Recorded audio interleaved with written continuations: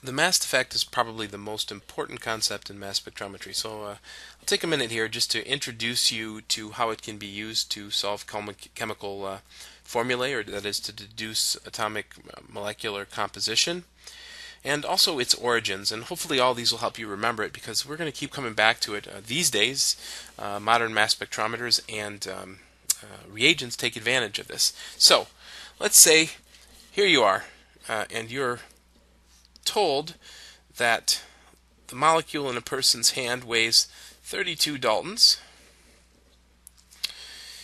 and the question is, what is its composition?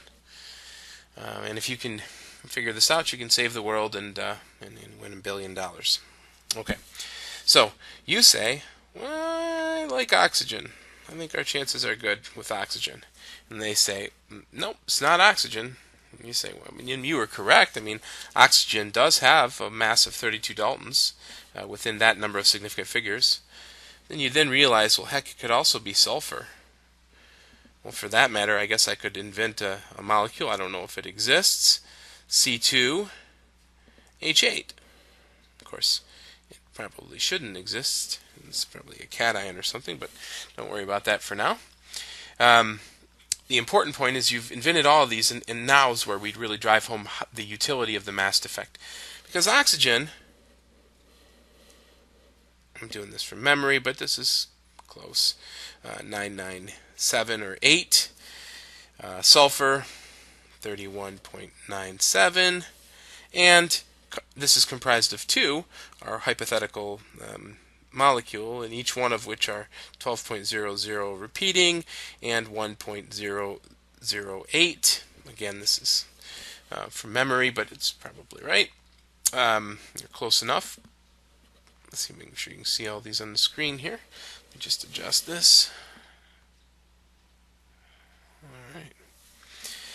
Now,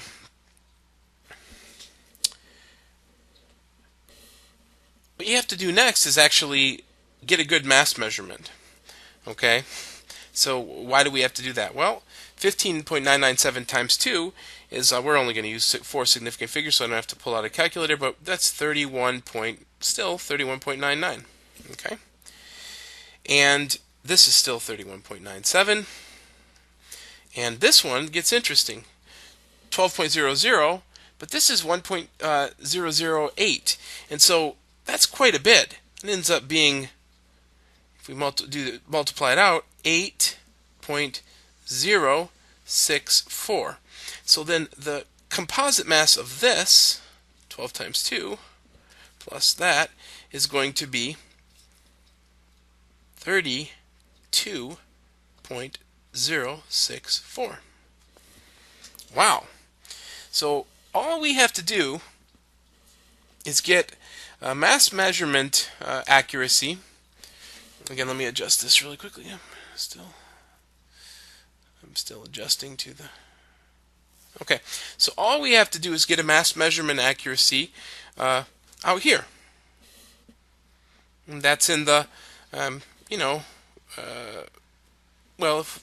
parts per thousand range. Easy for a modern mass spectrometer to do that. If it were this molecule, this is a solvable problem. Easily solvable. And in fact, what you're really doing what you're actually doing is this we can formalize and say the mass that we observed, let's say we observed a mass of 31.99. I'm neglecting charges and things like that, but 31.99. The formula we're actually doing is that it's just linear algebra. So you're going to say x times the number. X is the number. So x times 15.997 plus y times 31.97 plus z times 12.000, and so on. I'm not adding in hydrogen. You can just imagine that. But again, this is for oxygen. This is for sulfur. This is for carbon. And we can just expand this same notation for every element we want to do, and there will only be one of these that actually solves it. So say if we put in 1 for y, 31.97 does not equal 31.99. If we put in 2 for carbon, it doesn't. But if we had included a term for hydrogen, so then we'd give it an A, let's say A times 1.008. Now, 2 times 12 plus 8 times 1.008, it also wouldn't equal that. So the only solution to this is 2 times 15.997, okay? So this is the first and most important use of the mass defect. Now implicitly we're using nominal mass and mass defect. You can't do it without both of them, without one or the other. Okay, so that's the first use. Now I'm going to have another presentation. So in the last video, we talked about elemental sulfur, molecular oxygen, and our hypothetical C2H8 that would be about here. There'd be a peak for sulfur right here, if you were measuring it, and there'd be a peak for oxygen right here, and a peak for carbon. Now, I do want to we will talk in the future that this is a bit of an approximation, because I am not worrying about how these may have gotten into the mass spectrometer. In other words, how they were ionized and what I lost or gained to do that. So these are just hypothetical. These are what they actually weigh. Okay, these aren't perfect mass spectra, but the perfect mass spectra will bear these exact same relationships, and that's the point. Now, this difference is 0.02 Dalton, which is kind of cool.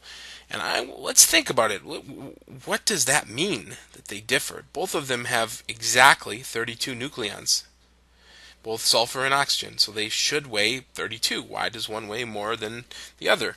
Well, a really smart guy came around over 100 years ago now, when he formulated this, and he showed us this beautiful equation, equals mc squared.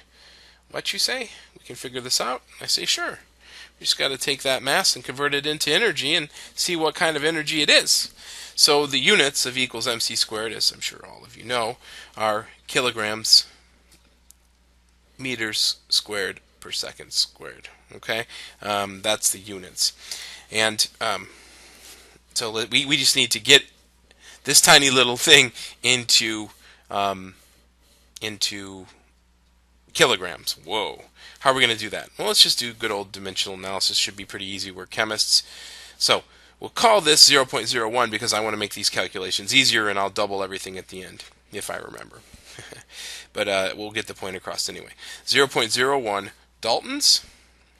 So what do we need? We know we got to have Daltons down here. And I'll say I'm going to do a hydrogen atom up here. So one hydrogen is 1.008 Daltons, as we've been talking about. So I've canceled Daltons. I know that I have 6.02 times 10. I should have called that 6 in the spirit of in the spirit of making this easy. But I know I have this many Avogadro's number of hydrogen per mole of hydrogen. Hey, I've canceled out hydrogen. And I also know that a mole of hydrogen, great to be a chemist, is a gram. Roughly, I'm not going to, again, it's 1 and 1 there. I'm not going to show those, but I still want to get to kilograms to keep Einstein happy. I know that I have 1,000 grams in a kilogram. And you can actually see this. This is not so bad. We're really just going to divide 1 by 6 and conserve. So this is going to be around 23rd, 24th, 25th, 26th, and you're dividing 0.01. So 26, and you're dividing 1 by 6, so it goes 27th. And so you can estimate order of magnitude that's going to be in the 10 to the minus 27th pretty easily. And just this part, just here, not this, okay? And by the way, when you do this, just this part is the equation for calculating the mass in kilograms of hydrogen. It works. All right, and which would be 1.6 times 10 to the minus 27th kilograms. Now, when we crank through all of this, we have a nice mass, and the mass is 1.6. It's just the mass of a hydrogen divided by 100. So again, too many sig figs, should just be 1.7 times. But again, we don't want to get the, I don't want to lose too much momentum here. So this, well, really, I'd made my calculations easier so I can do them in my head, and I made it that. But that tiny little difference between here and here is a billion, billion, billion, 100. So 100 billion, billion, billionth of a kilogram. That's pretty small. But that, it seems like it's small. But this is what's fascinating about Einstein's equation, is that, again, remember, the energy is going to equal that mass times the speed of light squared, which is 3 times 10 to the 8th squared. You remember your rules of exponents, of course, and that this becomes 9 times 10 to the 16th, which is effectively, you could really think of this as, for rounding, where it's only going to give you a 10% error, this could just be 1 times 10 to the 17th, put it in parentheses, okay, this number.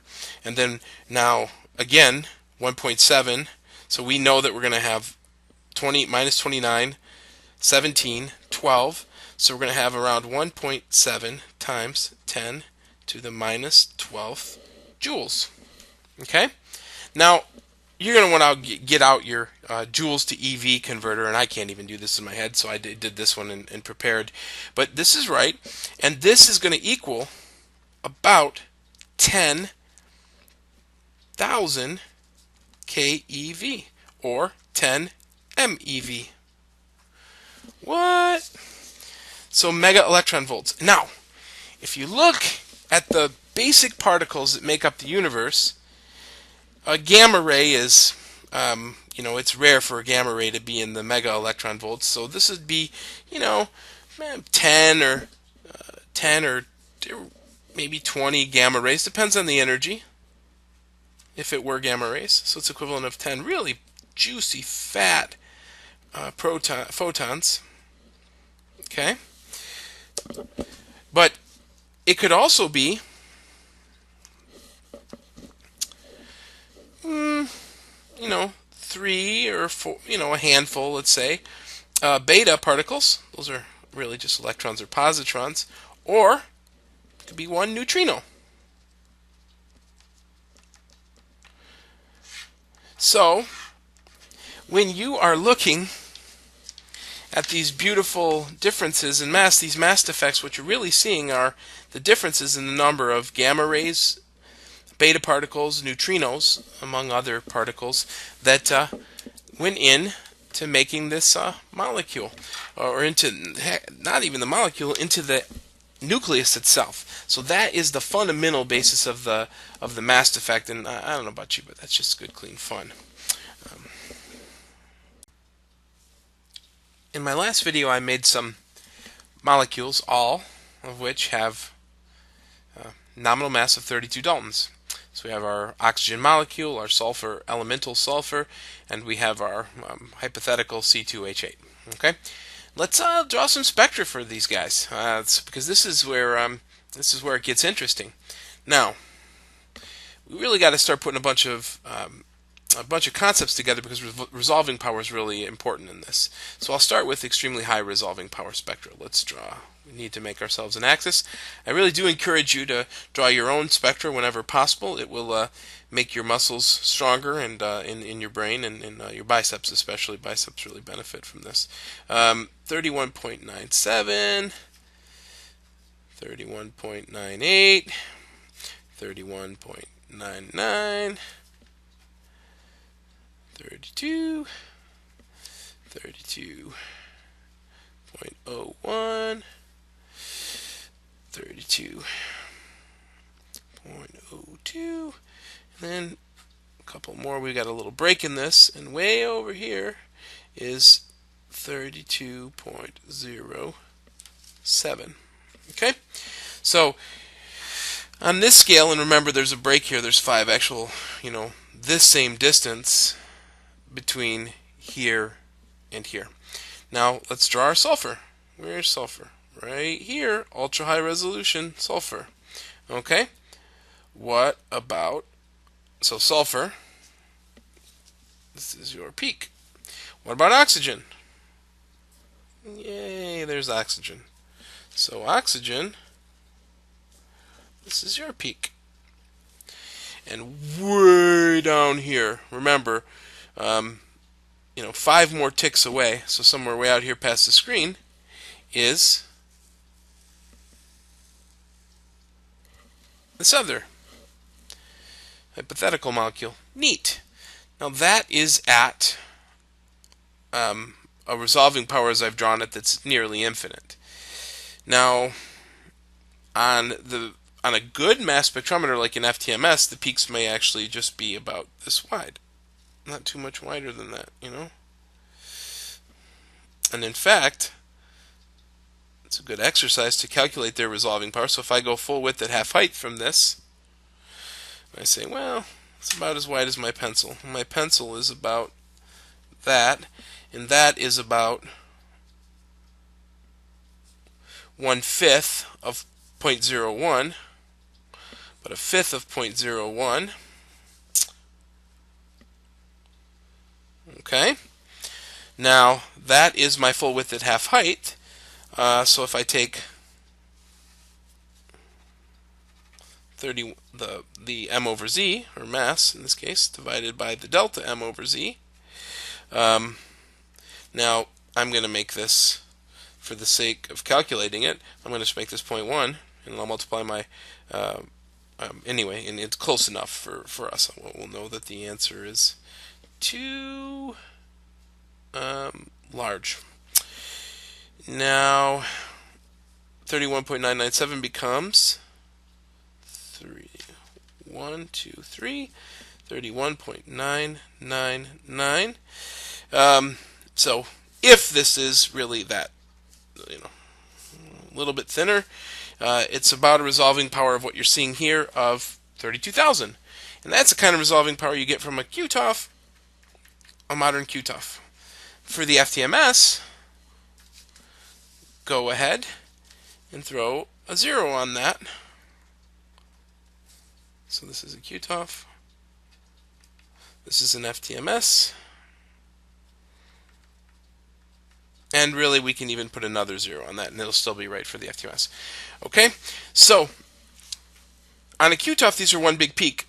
But if we had something that had a lower resolving power, maybe a single quad, those could be one big peak. Okay, and then we don't even see them. So this game of using isotopic fine structure to our advantage really requires the resolving power to do so. Now, we didn't need a ton of resolving power. 31,000 did it. A QTOF down here, these tiny molecules. When these molecules get bigger, like peptides and proteins, the only show in town for this is an FTMS. Okay, so what I've told you here were just for the monoisotopic masses. This works. This exact same concept holds for heavy isotopes, and we'll talk a lot about that in things like so-called M+2 profiles. So to introduce you to an M+2 profile, and we'll just use oxygen just as an example. Remember, or hell, why not use sulfur? That was heck, not hell. Around 32, 33, 34. Hold up this other stuff. So 33, 32, 33, 34, we're going to make a spectrum for sulfur. That's the most abundant isotope. It's really at 31.97. Not much here. And then there's going to be a peak here at about 4%. Okay? And out here, this peak is going to, you'll be able to tell peaks in the M+2 apart using the exact same method that I just showed you. All right?